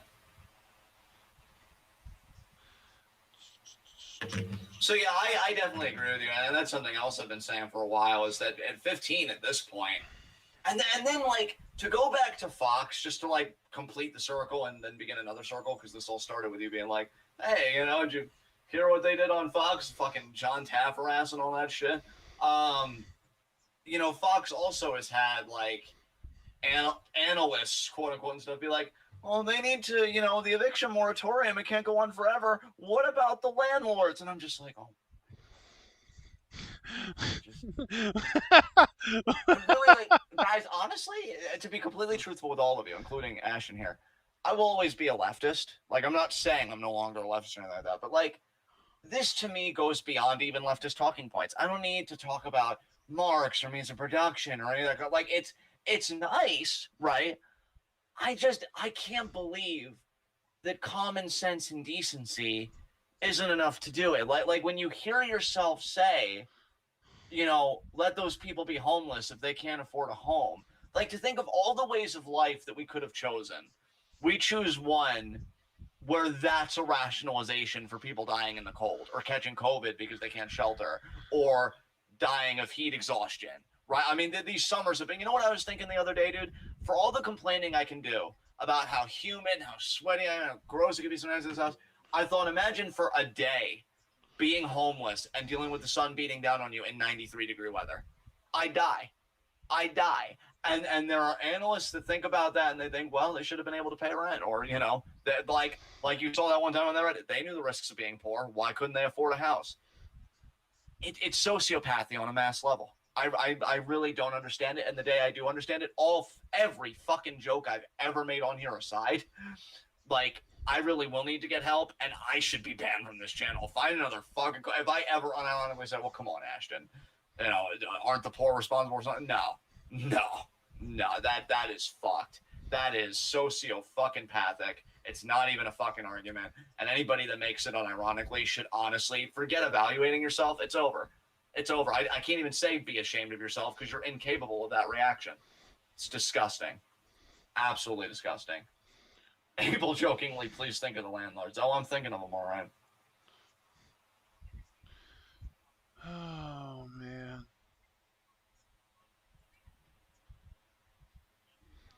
I'm glad we had this talk.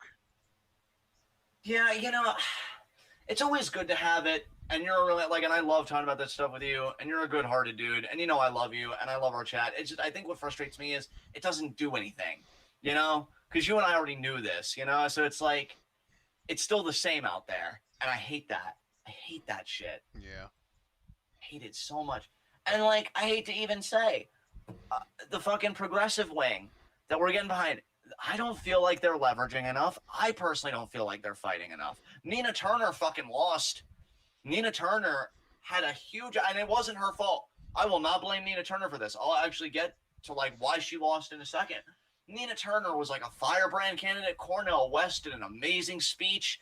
I forget what city they were in, hyping her up. Cornel West Dude, is great.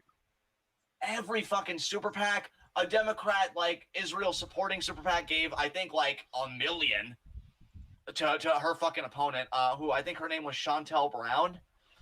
And then they fucking lie about Nina Turner and they take shit that she said out of context because they had her, those fucking pamphlets they send you in the mail where it's oh, this candidate said this, vote this. Well, for the Nina Turner one, right?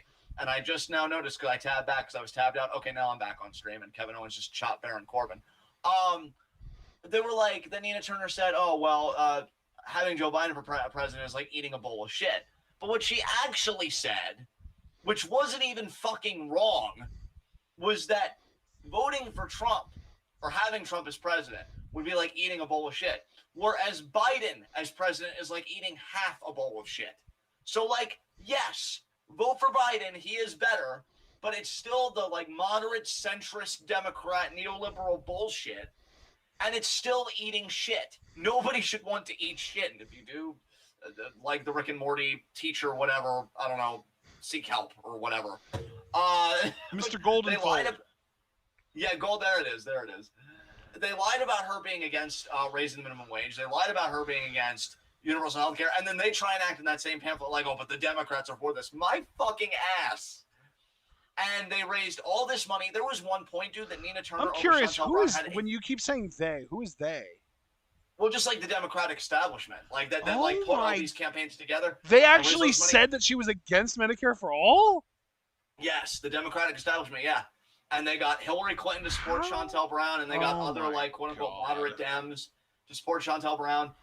And then when Nina Turner again, because these super PACs really got even some Republican fundraisers and stuff supported Chantel Brown. That's how afraid they were getting another progressive in Congress, like Nina Turner.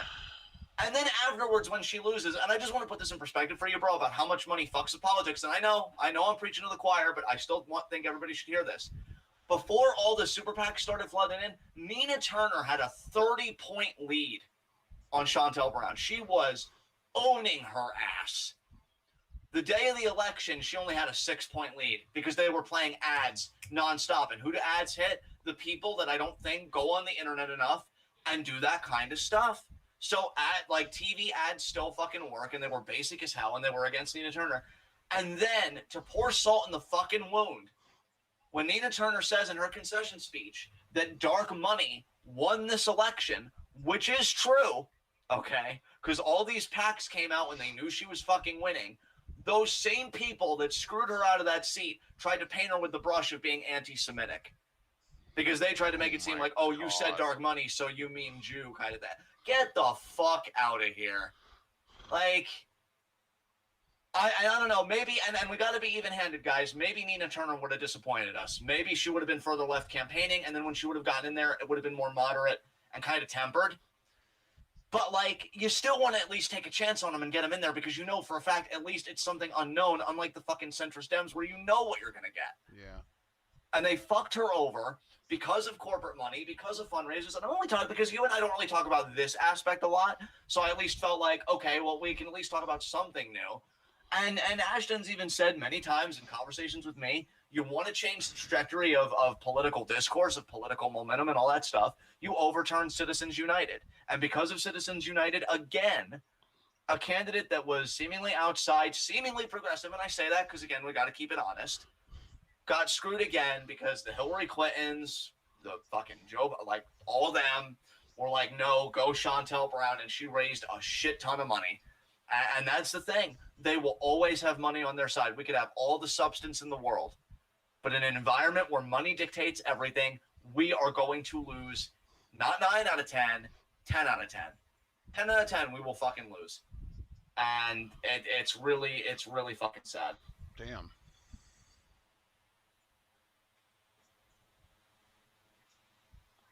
Yeah, I did not know about that whole story, honestly. I mean, I knew Nina Turner was running, and I knew that there were a whole bunch of progressive voices that were behind her and, advocating for her. I just didn't know anything about the, what is it, Chantal, what was it? Chantel Brown should have been the Chantel opposite. I Brown. think that's her name. Jesus Christ. Oh, and dude, I actually forgot one more thing, and I'm sorry to take up so much airtime about this, but again, you even said you didn't know, so I guess it was good for something. Fucking Brown was even caught in a scandal that, like, fundraising money or whatever was being used by her boyfriend. Like, illegal funds that shouldn't have been used for things other than, like, campaigning were being used for outside purposes. And, like, she still fucking won. And nothing's going to happen with that. The same way, I'd be surprised if anything happens with Cuomo. Nothing happened with Biden with the Tara Reade accusation because, he's not Trump, so we just got to sweep that under the rug. Nothing even happened with Trump, to be fair. Nothing ever fucking happens to these people. And that's why even the bare minimum request of, oh, hey, I don't really mind capitalism. It's cool. Can we just broaden the welfare net a little bit to catch me so I don't crash and break every bone on the way down? And they get told no. That's literally the bare fucking minimum they're asking for. And they still get told no because we have a system where they know they can fucking get away with it. And that's why, even though discussions like this are great, and Abel, I really do appreciate your heart and everything, because you're like, you guys have a lot of influence with people. Unless the people we influence is a fucking billionaire that's willing to fight with the means that they've been able to oppress and smother people for fucking decades, it's a moot point. Because organizing will only get so far unless you That'll have be the money to Abel. match. Abel will be our billionaire. Give it a few years. He'll keep investing. He'll get there.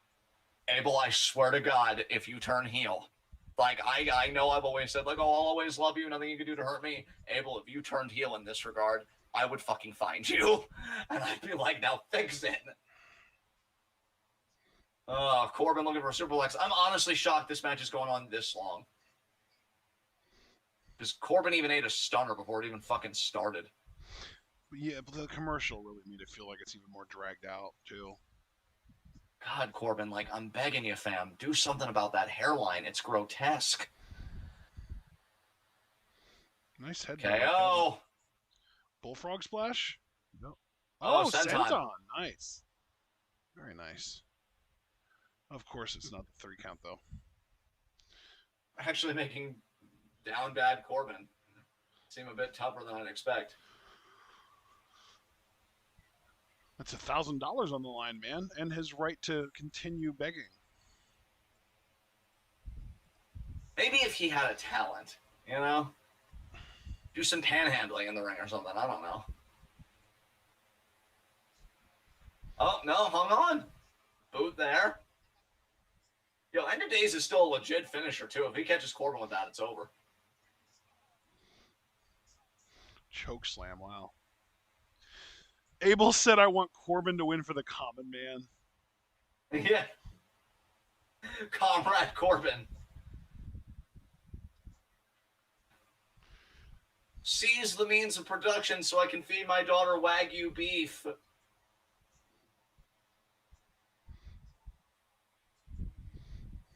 Oh, was thinking about End of Days. Owens is like, nope. Good job, Kevin. Oh, wow, Kevin. Whoa! Another headbutt, damn. Trying to send this man Deep to the six. hospital with a concussion. Yeah, deep 6. Maybe it'll get Corbin out of his deep debt. Nah. And it does not. Oh, God, I'm so great. Cover again.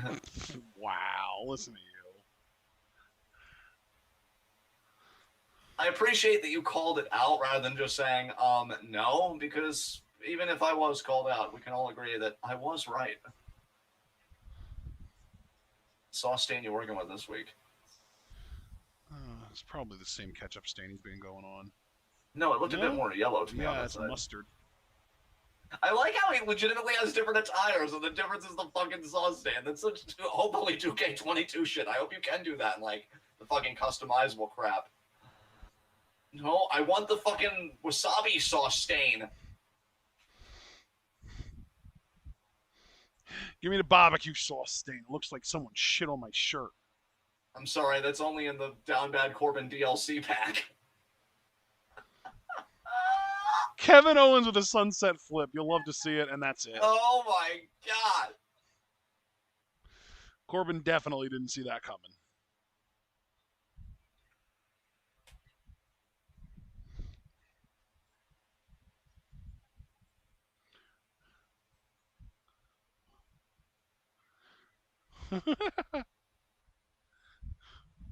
I was like, no, my life, it's spiraling.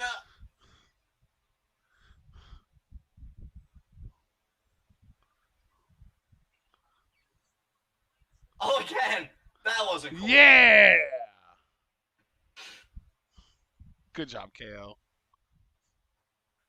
God, I feel like that was the equivalent of putting spikes on park benches. No poor people allowed, bitch.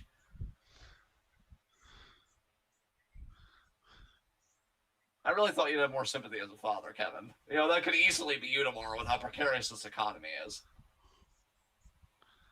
Oh, Bianca. Wait.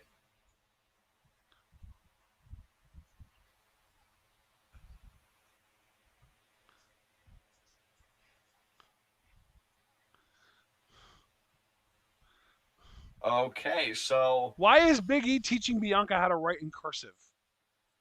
Because he's wholesome. Follow-up question, why does she write her N's like M's? I don't know.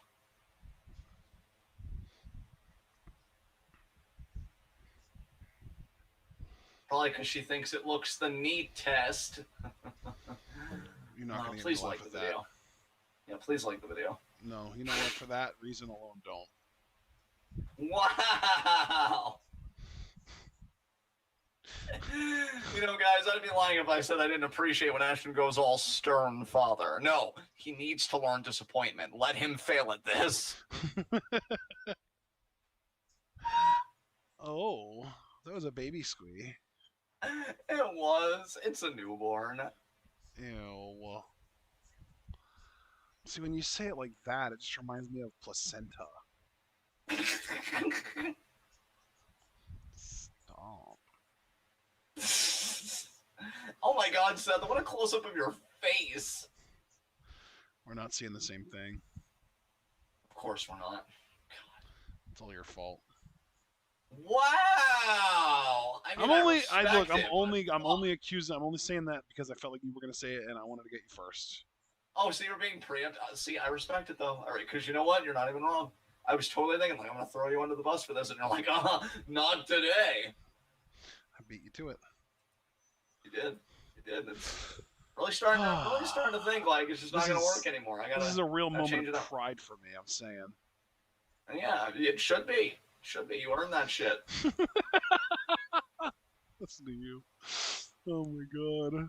Just end me. No. Okay. I give up. So Just the way you said that, I feel like it's when you're ganged up by a group of people. One of the leader gets the first punch, and you immediately go turtle, and you're just like, end me. Make it quick. Fucking Abel. I can't believe the fans are cheering for this. Corbin needs that 1K way more than KO. Why don't you tell KO what he needs? I feel like You're a Abel Bitcoin really, billionaire. I feel like Abel really doesn't get the point of communism yet. We'll get to him eventually. Yeah, Abel, you still strike me as the type that when you talk to people about how much cereal costs for them, you're shocked by the price. I always hate when billionaires do that. Well, you mean this thing costs that much money? Yeah, when have you touched grass last? All right, get out in the real fucking world. I really want to try that Magic Spoon cereal. That's like $50 for 4 boxes. Wait, what kind of cereal? Magic Spoon? Oh my god. I thought at first you said magic spleen, and I'm like, what the fuck? Oh my god. Yeah, your final form is definitely a pterodactyl. Yeah, it is. I ain't going instinct today. No, yeah, it's Magic Spoon. It's low carb, high protein cereal. That sounds really good, actually. And apparently it has like genuinely decent flavors. Like they have a blueberry flavor. They have like a vanilla flavor. They have a peanut butter flavor. They have a chocolate flavor. They have a cinnamon flavor. I think they have one that's like a rainbow flavor that's like a Fruit Loops kind of thing. But yeah, I might have to Amazon that shit and order a box in the future. I'd like to try that. I don't even know if it's available on Amazon. I think you have to go to the Magic Spoon website to buy it. But you get 4 boxes of your choice for $50. It might be 60. Okay. I don't know. But yeah. So I've been kind of thinking about trying that for a while now, just because it's like that low carb, high protein option, and I've been looking into that. Hell yeah. Oh boy, Corbin. I will say that Bianca Belair ad. Oh wait, no. Hold on a second. Oh no, his car. Oh, Corbin just took the money in the bank. Oh, that's so lame. God, he's awful. He absconded with it, Ashton. I don't know what that word means. I guess just took off with it. Okay. But yeah, that Bianca Belair commercial, I was really intrigued. It was sponsored by Head and Shoulder, and they said, and I couldn't believe these two words were together in a sentence, it has scalp technology. Why didn't anyone tell me about this? This changes everything. Look, I'm going to level with you, dude. I literally use Head and Shoulder shampoo for myself. Oh my god. I mean, I'm going to be honest. I feel like you've been feeling a little too safe lately, but if I can get my hands on this scalp technology, I mean, the damage and the trauma that I can commit, I mean, I've already beaten you to it. I've been using Head and Shoulders with its scalp technology for over a decade now. But it's not going to matter when I get 15 uninterrupted seconds with that scalp. Because I, too, will have used the technology. So, yeah. It's going to happen. Wow, Sonya's really building up Sasha. God damn. What are you, Sonya? Are you heel? Are you neutral? What's happening? Do you exist in real time? Yeah, exactly. Right? Boom, boom, boom. Boom.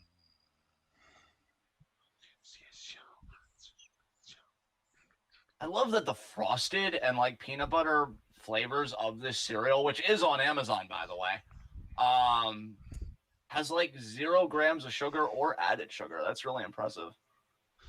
Abel, God, I hate to even ask you this sincerely because I know you're such a troll and you're probably just trolling, but is there a reason that you're rooting for Corbin knowing that he's just been a piece of shit, going out of his way to make everyone else's lives miserable for the last like 6 years? And now all of a sudden, karma catches up with him a little bit and you're rooting for him? I don't get that. Yeah. Abel's literally like, no, Corbin, you can outrun all that bad karma that you've built up over the years. I believe in you.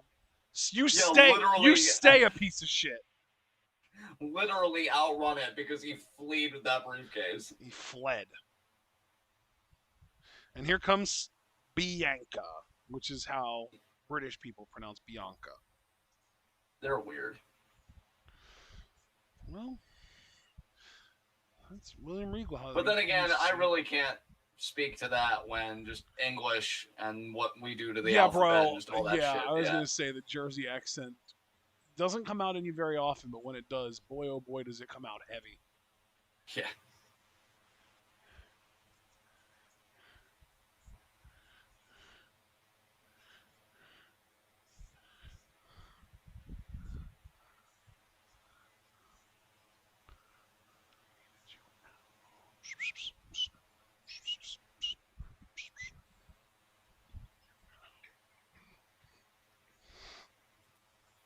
Abel said, "I don't believe in karma." So you're okay with someone just being a piece of shit their whole lives, and then something bad happens to them, and the answer is they just need to keep being more of a piece of shit to to kind of make reparations for the bad shit that happened to them.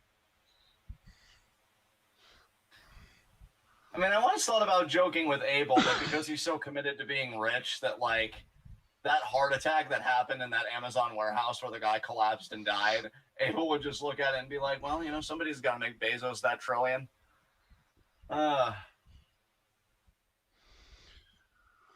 Amazon's probably never going to have a more profitable year than they have this year. Like, I'm assuming this year is going to be more profitable for them than last year, but I don't think they're ever going to have a more profitable year after that. And really, I shouldn't even say that because inflation is going to make it happen eventually, but like not anytime soon, at least. Like not within the next 5 years, I'll say.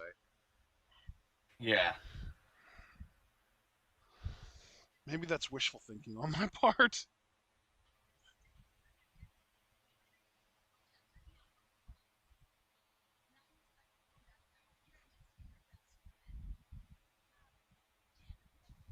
Yeah, real bitch. Holy shit.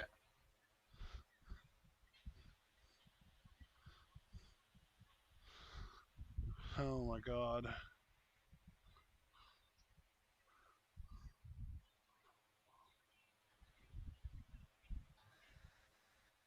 I wasn't even told what to do, and I want to tell Sonya don't tell them what to do.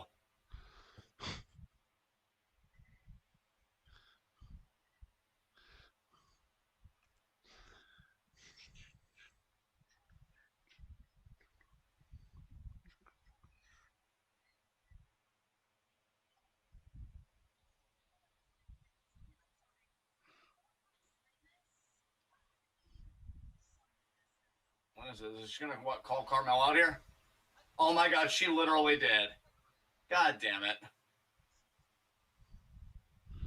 Okay, but why? Oh, by the way, guys, another episode without Liv Morgan because I highly doubt she shows up here. Yeah, definitely not. I am starting to get worried. Think she's gonna get released or something. Not even necessarily. I'm worried it might be a similar like Keith thing where maybe she caught COVID or like some undisclosed thing. Yeah. So it's just Carmella and Zelina? Yep. Inexplicably? Yep. I do have one question for Miss Banks. Fucking why? Yeah.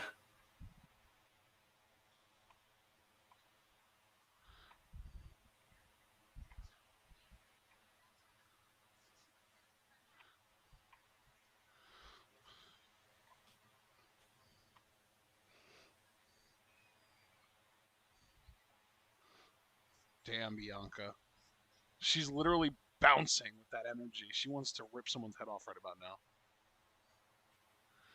Either that or she's expecting to get jumped and she's preparing herself to fight back. Yep, Yeah. there it is. She literally picked a chair up and tried to throw it at Mela. Damn. Wow. Wow.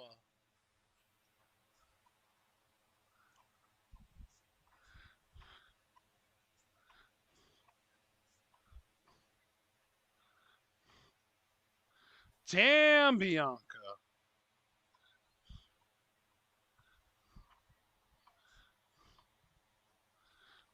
There's this. There's the bank statement or the backstabber, I guess.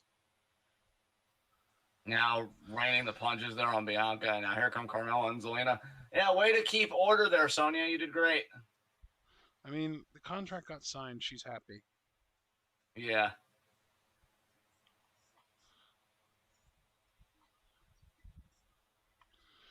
I don't know why Zelina and Carmella are suddenly like subservient to Sasha. Do they not Yeah, have Carmella. their own ambitions anymore? Are they just like, well, we both had multiple shots and lost, so we are just going to give up on our shot and just try and make Bianca's life as miserable as possible by helping Sasha? Maybe Sasha promised them title shots if she became champion. Gee, this feels familiar, doesn't it? Yeah. Oh, thanks, Damon, with the Oh, brain. yeah, going for the hair.